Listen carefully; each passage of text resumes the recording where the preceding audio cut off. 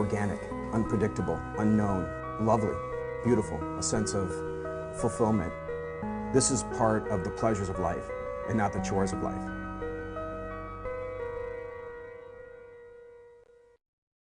Coming up tonight on Daily Iowan TV, school bells could be ringing as fairgoers are heading home. We've got the latest in the school start debate next. And there's a first time for everyone. Learn how first-generation students are finding success. And in sports, we take a look at the Big Ten Sixth Man of the Year, Gabe Olashaney.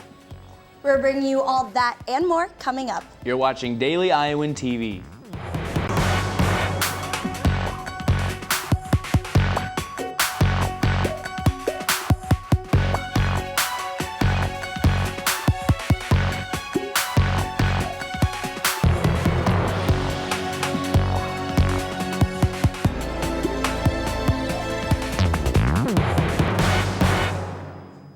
Good evening and thanks for joining us. I'm Michelle Nago. And I'm Mitch McAndrew.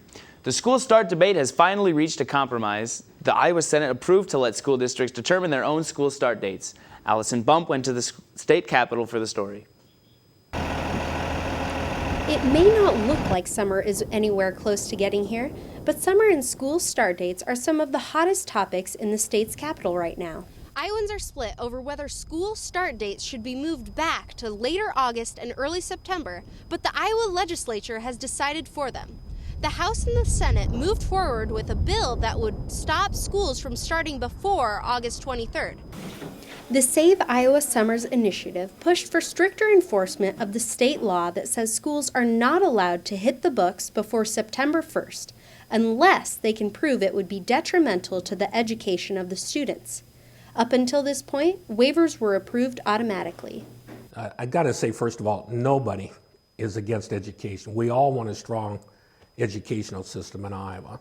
Recently, Iowa, if you look over the last 4 years, have fallen in the ACT scores. If you look at the 10 or 11 schools that have stayed in the top 15, 10 or 11 of those have one thing in common. They have exams after the winter break and they start after Labor Day or after. So we really don't think it's a factor for testing. We don't think it's really a factor for learning. Only warmer weather and time will tell how the new school start dates will impact students. Allison Bump, Daily Iowan TV. Hashtag Team Tuition Freeze is the new UISG campaign launched after last night's meeting. UISG plans on tweeting at senators and representatives until the Hawkeye Caucus in Des Moines on March 31st. The goal is a tuition freeze for Iowa resident students for the next year. UISG is asking for UI students to join in by tweeting this message at your Iowa representative. After one barbecue restaurant closed on Iowa City's north side, another is taking its place. The new restaurant, to be named Pop's Old and New Barbecue, will move into that building that formerly housed the pit. The building is currently under renovation, but looks to be ready and running by the end of April. The new owners also own Wildwood Smokehouse and Saloon, west of Iowa City. A community is coming together to stop the deportation of one Iowa City leader. Over 2,000 people were arrested last week by ICE, the Immigration and Customs Enforcement, but 25,000 people signed a petition to stop the deportation of Iowa City Max Villatoro. He was charged with aggravated misdemeanor in 1999 due to buying false identification. 10 years later, he started a Spanish-speaking congregation. But today, he resides in a detention facility in Eldora, Iowa, awaiting deportation proceedings. And it's easier said than done for low-income families to send students to a four-year college, such as the University of Iowa.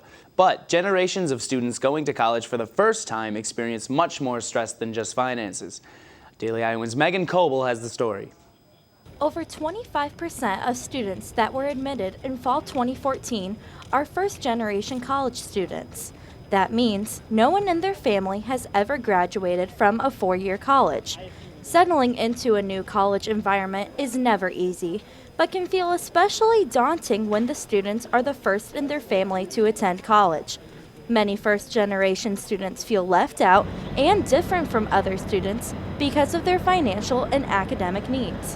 When we're looking at first-generation low-income students or students with disabilities, we're looking at the ones that, especially with first-gen, that don't have parents that have a 4-year degree. Although the transition for first-generation college students is a tough one, the University of Iowa offers multiple ways to make students more successful.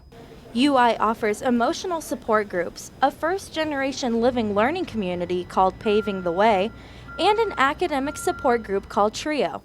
TRIO and many other resources are available at the Center for Diversity and Enrichment in Phillips Hall. These programs offer tutoring to keep students on track. If they get into med school, they get into pharmacy school, they get in, that is accomplishment. That was one of the goals they set when they became a part of the program.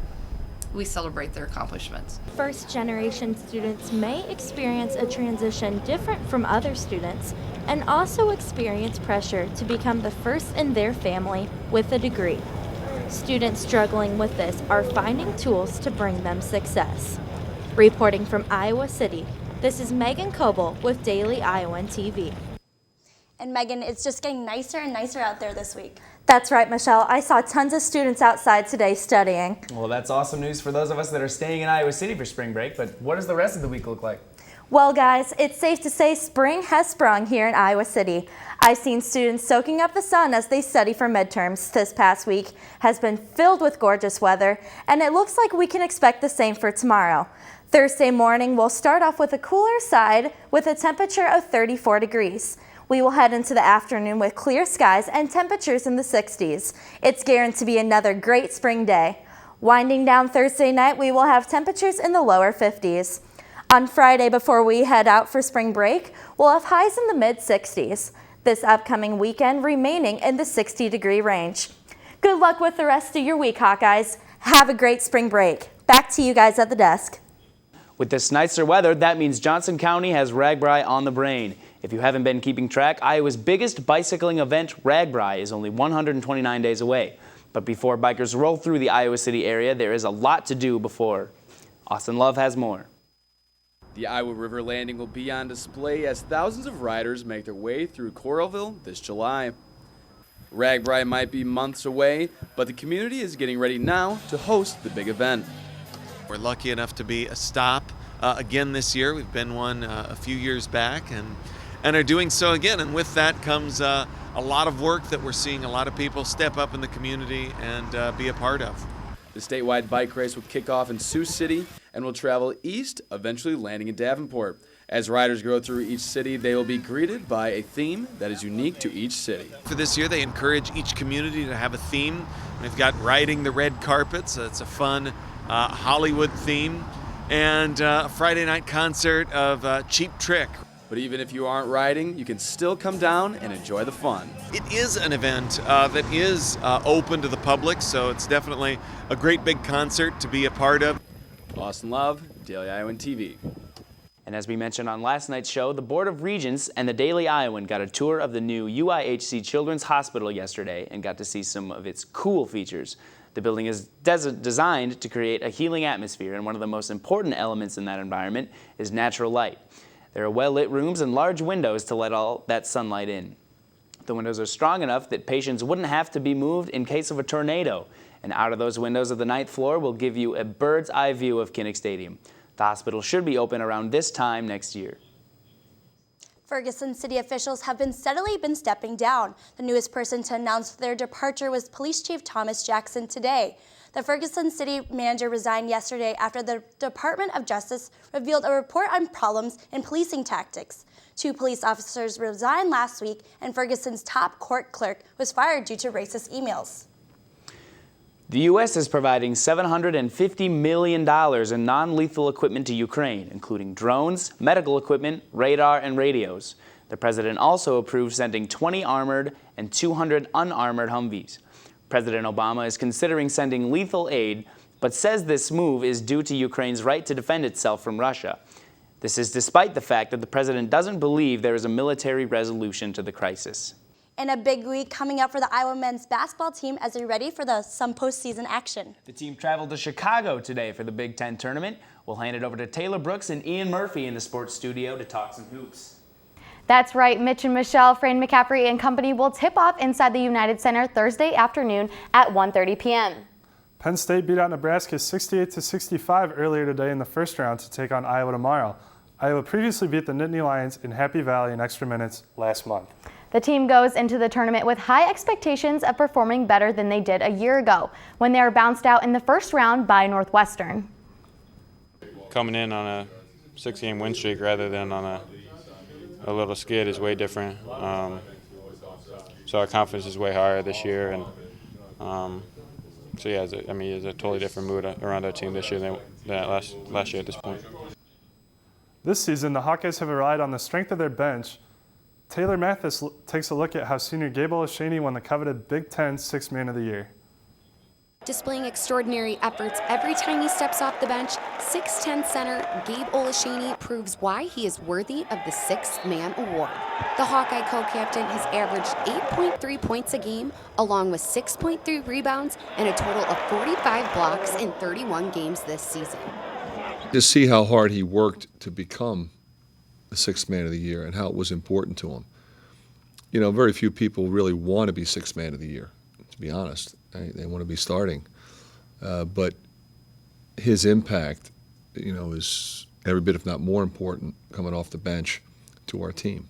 When you see a guy accept that role, you know, kind of cherish that role and then excel in that role, it's pretty impressive. Olashany has been a powerful force on the court for all 18 conference games, scoring a total of 148 points and setting a new career high for himself in points and rebounds this season. Before the season, if I couldn't start, I'll still be a large part of the team. So all I need is around 20 minutes a game to do my thing. So just coming in and trying to impact the game offensively and defensively, rebounding and scoring the ball. So it means a lot for the coaches, especially, to vote me in. They understand I have an impact when I come in, so I take great pride in it. Olashany is only the second Hawkeye in history to come away with this recognition, and his impressive presence on the court has helped Iowa enter the Big Ten tournament as the 5th seed with a 12-6 record. This is Taylor Mathis for Daily Iowan TV Sports. Olashany was not the only Hawkeye earning some accolades. Aaron White was named first team All-Big Ten, and Jared Uthoff receiving third team. And now Whitney Blakemore is standing by to give us some bracketology. Thanks, guys. Whitney Blakemore here, ready to talk about the Big Ten tournament bracket and who we can expect Iowa to face over the weekend. Now, as the guys stated earlier, Iowa will be facing off against 13-seeded Penn State on Thursday night after they defeated Nebraska on Wednesday. Now, Iowa hopefully should be able to defeat the Nittany Lions as they did earlier this season, but remember, it took extra minutes to get the victory. Now, if they do end up winning on Thursday night, they then will head up to face Purdue on Friday. Now, Purdue is going to be a lot harder of a matchup as they lost to Purdue in the regular season by just 4 points.